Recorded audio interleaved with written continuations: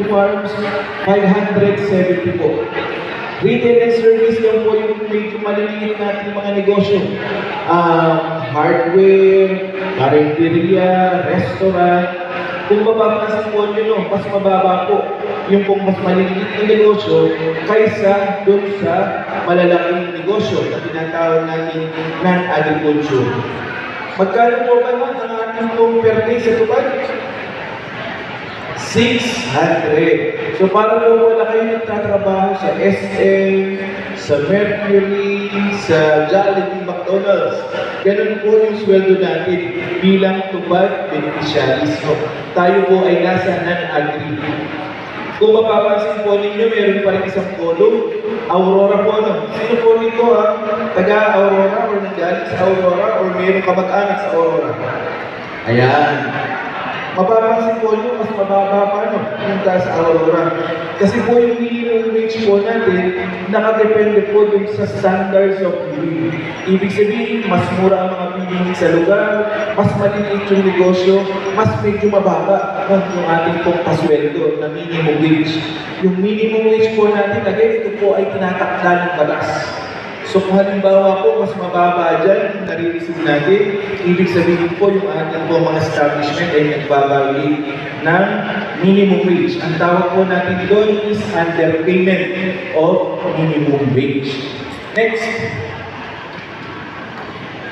Kapag po tayo ay nalagay na sa trabaho ng establishments, hindi naman po natin talaga tinitingnan yung per day, no? Ang tinitingnan po natin yung monthly. Magkano ba ang buwan ng sweldo dyan? At dahil po dito meron po tayo sa DOLE na tinatawag na computation, estimated equivalent monthly rate. Sa buwan ng sweldo ba? Sa 600. Kung 5 araw siya magtatrabaho, Monday to Friday, magkano ang kanyang buwan? Sumunod, and then non-agri po yung ating pinakamataas. So, kapag halimbawa, supposedly 6 days po yun, no? Again, sa isang linggo po, pwede po tayo magtrabaho hanggang Sabado.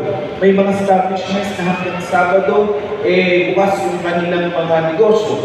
So kapag po ganun, magiging from 13,050, magiging 15,650 yung buwan ng sahod.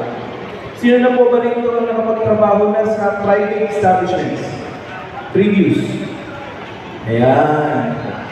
Naka-minimum wage naman po tayo. Sama ba o? Again na, yung ating pong minimum wage ay nakadepende rin sa region kasi regionalized po yung ating minimum wage. Mas mataas po ang sweldo ng NCR, iba po ang sweldo ng Region 4A, tayo po, ito po ang ating minimum wage. So, depende po sa region, depende sa probinsya, meron po tayong tinatawag na prevailing minimum wage. Next. Link. Sige ba?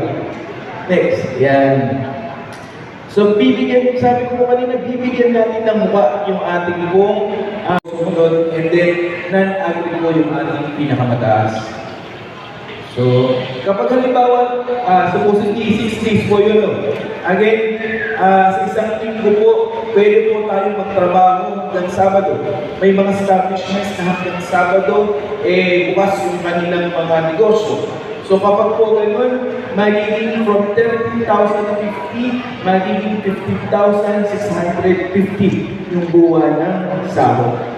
Sino na po ba rito ang nakapagtrabaho na sa private establishments? Previous. Ayan. Naka-minimum wage naman po tayo.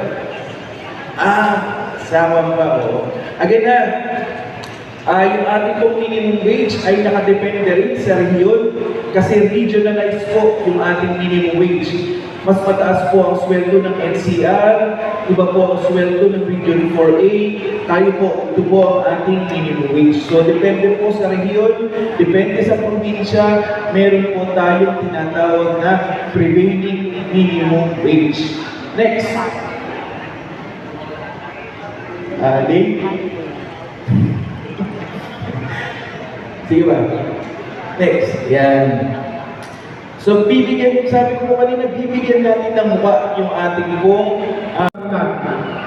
Ano pa, parang kabayan ang gusto na bakit? Meron pa po ba? Yeah po. O yung po mga lugar na yun, doon po kayo pwede magpasa ng ating mga assistant. Ngayon sa mga na-hospital po, mga private man o mga government hospital, money o Heart of Jesus. Meron po kami binibigay na tulong mula kay Kokoy. Ito po ay tinatawag na guarantee letter. Ano po, malaking tulong po yun sa mga na-hospital na